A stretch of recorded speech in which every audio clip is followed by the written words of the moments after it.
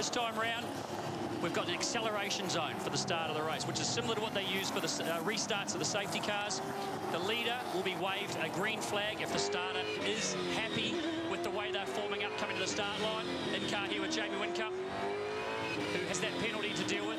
So the leader will take control when the green flag is waved. And once he enters that acceleration zone, it is up to him to decide when he accelerates away for the start.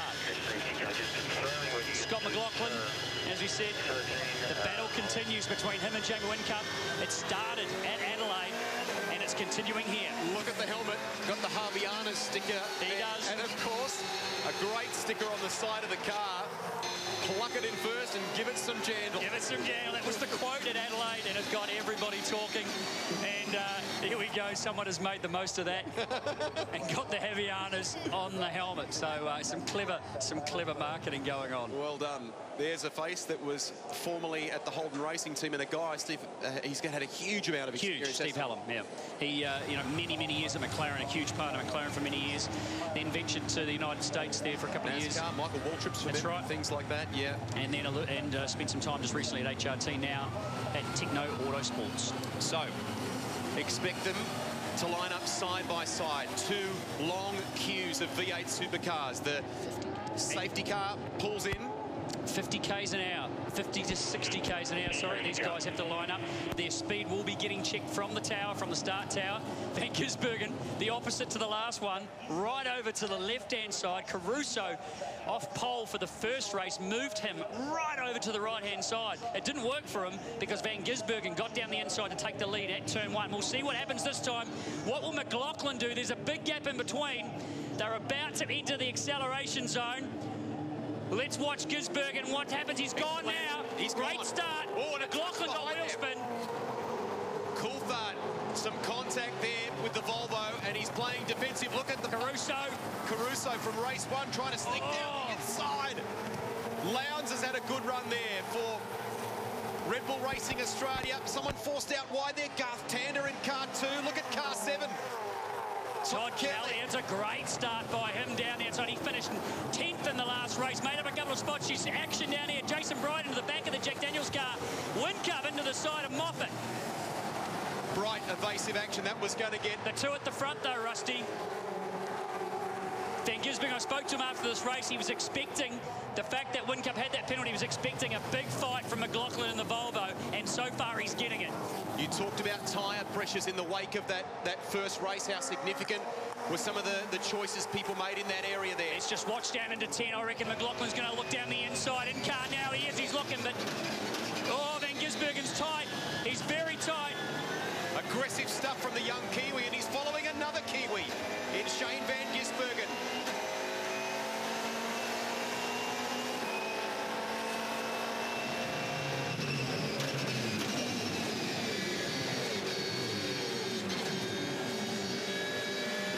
These two are brave young stars. He runs wide. Lowndes. That's all it took for Lowndes to sneak. And the other Kiwi is Coulthard down the inside. Caruso's going to look in here too. Oh, McLaughlin's gone 4 spots in the spate of 1 corner. Tander can sense an opportunity. He's got a great record at this track, and so do the Holden Racing team. Look at Caruso forcing the Volvo wide. He'll have the inside for the next corner. Yeah, this battle's not over yet. There's going to be another corner here side by side as Tander looks to take action. He's now got a bit of an overlap that has to form in behind. Great work there, mate. There's 11 to go. Put the pressure on you. High pressure. Now Moffat. McLaughlin got the speed. That Volvo is fast in a straight line. Caruso has been forced to go right down the inside. The Volvo on the outside. Oh! Moffat so close to the back of the Volvo. He's locked up the right front of his Nissan Hornet. Norton Hornet, sorry.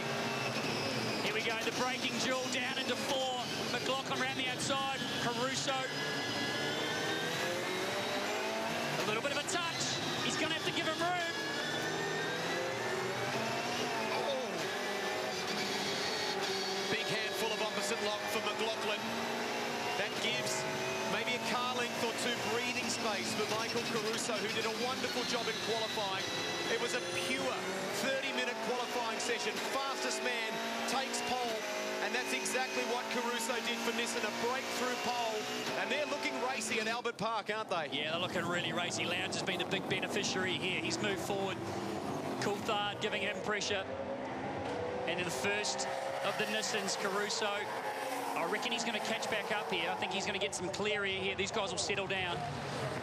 Van Gisbergen again, sorry Rusty, Van Gisbergen again looked like he's done the same strategy as the first race. He's had a couple of laps there just trying to gather the pressures in the tyres, get them settled down.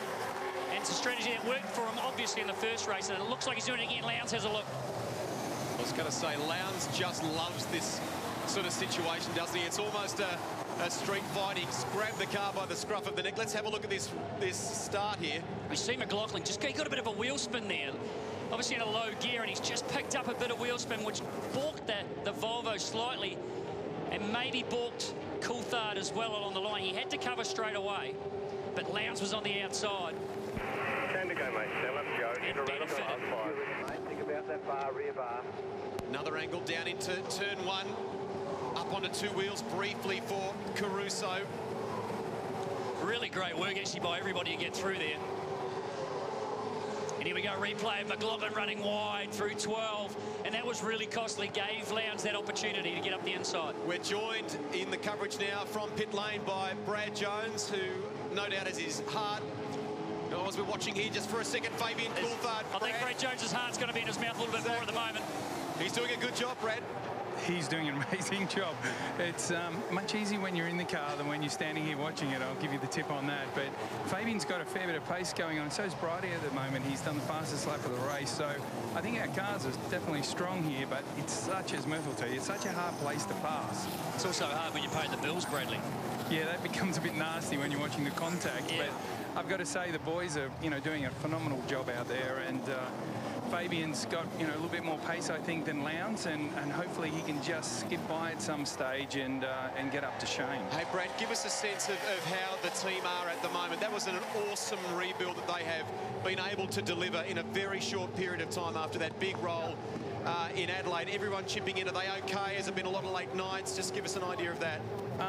It's hard to talk about that and watch this. Look, to tell you the truth, it was a fantastic effort by all the guys. I can't believe how much work they had to put in, and they got the job done. We got the car finished a day earlier than we expected.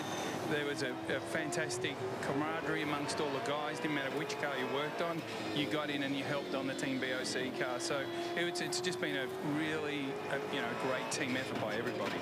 Yeah, well, it is a great job to get JB back out there in a brand new car. An awesome job by the BJR team, and congratulations for that one. And everyone's looking pretty good out there, very strong. So hopefully you'll get some results very shortly. Thanks, Murph. I wish I could hear everything that you said, but since they're all just cracking past me at the moment, I only got the end of that. Hey, we'll leave you to chew the fingernails and to hopefully not get any more grey hairs. Brad Jones there from Team BOC and Brad Jones Racing. His guys, Fabian Coulthard currently 3rd. Jason Bright in 8th position as we go back to the lead. The VIP Pet Foods entry of Van Gisbergen. Just a few months ago, he was at the famous Rolex Daytona 24-hour competing in a Porsche. I'll tell you what, Rusty, this is on right through the field. Everyone is, the gaps are absolutely tiny. James Moffat just set the fastest lap of the race back in 9th position. No one's getting away here at all. Gisbergen definitely, as he thought, has got a bit more of a challenge on this race. Lowndes has not given up. Back in car with McLaughlin. Him and Caruso have caught back up to the back of that little gaggle ahead, which is Fabian Coulthard. Down the box in the S60 through turn 10.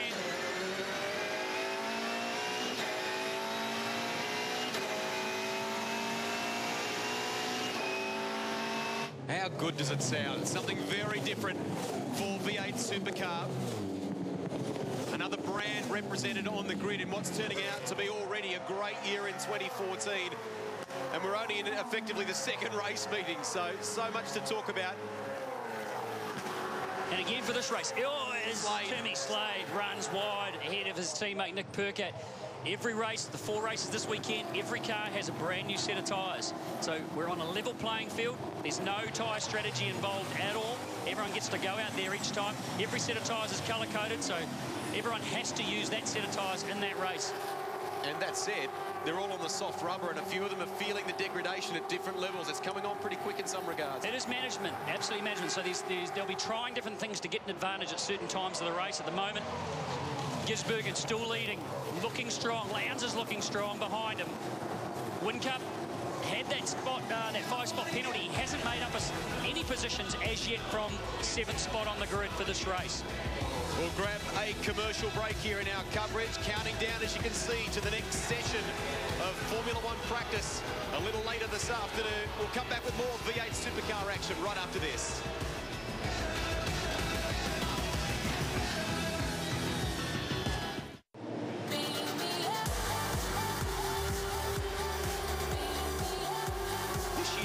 The 18th time that the V8 Supercars have competed in a non-championship event at Albert Park since the very first Australian Grand Prix World Championship round was held here back in 1996. If you're just joining us today, practice 2 coming up a little later this afternoon. This is the second of the Supercar races for the weekend. We have 4 in all, and Shane van Gisbergen, our race 1 winner, is leading the way from Craig Lowndes and Fabian Coulthard. Best of the Falcons at the moment is young Chaz Mostert, who's making his Albert Park debut. He did a wonderful job last year for Dick Johnson Racing at Queensland Raceway, and I'm pleased to say that his team boss, Tim Edwards, is on the line from pit lane. G'day, Tim. How are you, mate? Good to have you with us. It's been a tough weekend so far for the Ford campaigners. Are you on the improve? What can you tell us? Look, our race pace is not actually, representative of where we're sitting on track at the moment. Unfortunately, we got it a bit wrong in qualifying, and we're paying the price for it at the moment. Chaz is right up the backside of Moffat, but just not able to get past him. But he's, clearly the faster car of the two. And unfortunately, Frosty's stuck behind his teammate, Todd Kelly. So, unfortunately, we're paying the price for having a poor qualifying yesterday. What went wrong, Tim? Look, we tried a few things. We went in a bit of a different direction, and clearly it was the wrong direction, particularly on Frosty's car. I think, Chaz made a little bit of a mistake. He probably should have been about 6th or 7th, which, would have been a good result for him. But, we got it a bit wrong with Frosty's car, and, we've put him right back in the mix of it and made it hard for him. Hey, Tim, Murph here. Obviously disappointing for Dave Reynolds in that first one getting turned around. He's slowly trying to grab his way back up the field a little bit. Those guys, him and Jack, also having a few issues this weekend. Jack especially. Yeah, look, I mean, Jack's, he's still getting his head around the car. Before Adelaide, he'd only had 6 dry laps in the car, so that makes it hard for anyone. I think, same sort of thing, when qualifying's so close, when you got less than a second separating the bloke on pole and the bloke who's in 25th, you don't have to have, less than a tenth at every corner, and, it's 0 to 0. It was unfortunate for Dave, but look, he's got back 6 places already in this race, but unfortunately, when you put yourself back there, there's a lot more accidents tend to happen in that back part of the field, and he was taken out by Pie in race 1. Tim, just before we let you go, is the parity issue a big thing for you? It's obviously been talked about again in the press. Do you feel like the Falcon is hamstrung at the moment compared to the other marques? Look, we've got our challenges, and, everybody's aware of them. So, we've raised our concerns with the appropriate people. And, look, we are running an older car, and these newer cars, you've only got to look at the Volvo. It's a much smaller bodied car than our car. So, we understand that, and we know we've got the handicap that goes with it. But, look, we were still a lot more competitive than this last year. So, we're trying not to get too concerned with some of the parity discussions that are going on, because we're not doing a good enough job ourselves at the moment. So, we raced competitively with Triple Eight last year, and there's no reason why we shouldn't be up where they are at the moment. Keep your chin up. Thanks for talking to us today, and we wish the Ford Performance Racing team the best for the remainder of this weekend, and for the remainder, for that matter, of the 2014 season. We'll focus back on the front of things here. Van Gisbergen from Lowndes, and you've been paying particular attention to this corner, Murph. They're using a lot more of that exit space through 12 there, and again through 13 as well, aren't they? Yeah, well, this track is unique. I mean, it's a fantastic racetrack. As we just saw, looked like Chaz Mostert getting a bit of a run on Moffat there. Very long, loaded corners. Reasonably high-speed corners, getting on the throttle halfway through them and trying to carry corner speed. As we hear a lock up there from someone behind. But that combination through turns 11 11 and 12, very fast change of direction corners. And these cars, you know, reasonably heavy. 4 to go, Mars 5. And the weight transfer when they come through 12 is significant, and they're using every single little bit of road that's there, and maybe sometimes a little bit more than what the racetrack limits are giving them. So it's tough. You know, reasonably long race. The soft tyres we see. Chaz, have a look down the inside. He's got a bit of an overlap. Moff gives him a bit of room. And this battle will continue. As Tim said, you know, they've got some race pace, these Falcons, but their qualifying has let them down a little bit. This is all good stuff for Team Techno, for Jono Webb, and all the crew here. Brake lock up for Moffat on the entry to turn 3. Holds it. Yeah, just gets away with that one. We see Will Davison behind the guy that has replaced him at FPR in the Erebus machine. Moffat gets a little bit wide sideways at the exit. So I'm pretty sure Davo's got a bit of a carrot there in front of him that he would like to get ahead of. You mentioned the E63 AMG. We spoke with Lee Holdsworth this morning before racing got underway, and he felt like there is some improvement in this car, that they've taken a step forward. They didn't necessarily, as a team, read the way that the track had gripped up or changed over the weekend so far, and that was possibly something that let them down. But he did feel on a broader perspective that the car is making the right steps. They're taking the right steps. Yeah, they're working hard. I mean, looks like Davo's come to grips with it pretty good here at Albert Park. As we look at the back of Jamie Whincup's car at Jason Bright. And Whincup hasn't made any progress forward. He's right behind Garth Tander as we speak. But he hasn't managed to move forward from that spot, which I reckon they'll be a little bit concerned about that, why he has not managed to move forward at all. Just shows how competitive the cars are. We've talked about the fact the whole field was covered by 1 second around this 5.3K track. As we say, here's Whincup right behind Tander. 3 laps to go, mate. Doing a great job. Get the pressure on. Getting some info from David Cauchi in the pits. Just on the rev limiter in 6th gear down the front straight here at Albert Park. I just love the smooth, precise movements. It's all fluid, isn't it, for Jamie? Well, he's certainly doing it fluid. He's doing it smooth. I don't reckon everybody else out there is doing it like as easy as he's making it look. But as I said, he hasn't moved forward, so it might look like he's doing it easy, but I'm pretty sure he's not going to be satisfied with this result. Some weirdness going on here, and just in terms of tyres for different people. Tander looked speedy before, not the case now. He just had a real squirm off the complex there, turn 5. And he'll be managing the rear tyres on the HRT Commodore. Oh, listen to the wheel spin. Oh, look at Tander, look at Tander. That's great pictures out the front of Jamie Winkett. He'll be looking for an opportunity as Tander runs a slightly wide there through 10. And you can see Whincup come up behind him. This place is notorious for this kind of thing. His tyres starting to go away. The braking as you try to get in the corners, just having little slight lockups here and there. And the corner speeds, as I said before, especially through places like this, you can see the car moving around. The tyres just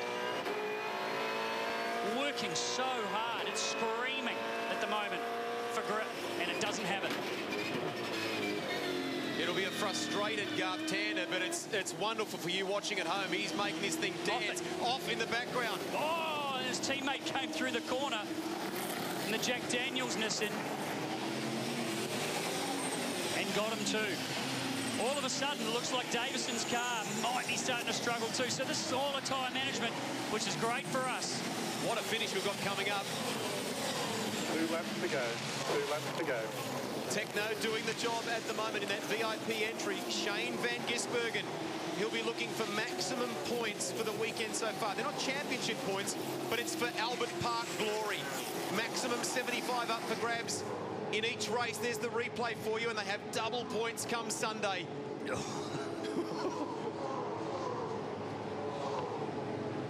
Rick Kelly just missing the back of his Norton Hornet teammate. Back to Fabian Coulthard. He's managed to just calm everything down a little bit. Back to this battle now. Spot. Yeah, this battle's going to go right down to the wire.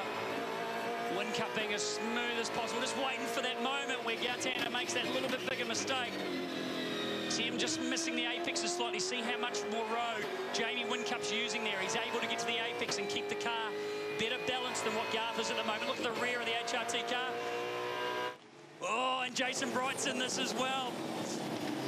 So Whincup has a decision to make here because Bright has closed. Tan is doing his level best to defend. It's fantastic stuff from GT. But is time running out? 1.5 to go, as you say. You're absolutely right. Whincup has to make the right decision here too, because Jason Bright's about to pounce, and he looks like he's got still some reasonable car speed.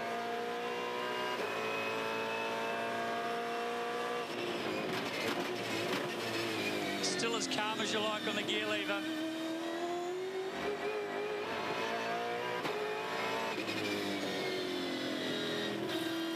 Jamie's just able to carry that little bit more entry speed than what Garth is able to do at the moment.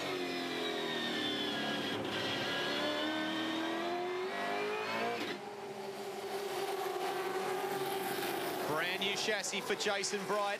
Last lap, mate. Last lap. Nice and smooth and straight. Well, I think that's what everybody wanted coming into the Albert Park weekend, but it hasn't been that way so far. Lots of action. Good action though, Rusty. We haven't seen any real damage at the moment, which gives us some great battles out there to watch and talk about. So here we go, down into 4, a big passing opportunity, big break down into 4. GT's pretty good on the brakes though. All these guys, so much experience. But Whincup still just hounding the back of the HRT Commodore. Where are the options for him? Where can Whincup have a go here if he gets close enough? Well, it'll determine how good GT gets out of this next section. Down into turn 10 is the next braking passing opportunity. You see him run just a fraction wide again, but he's on the throttle okay.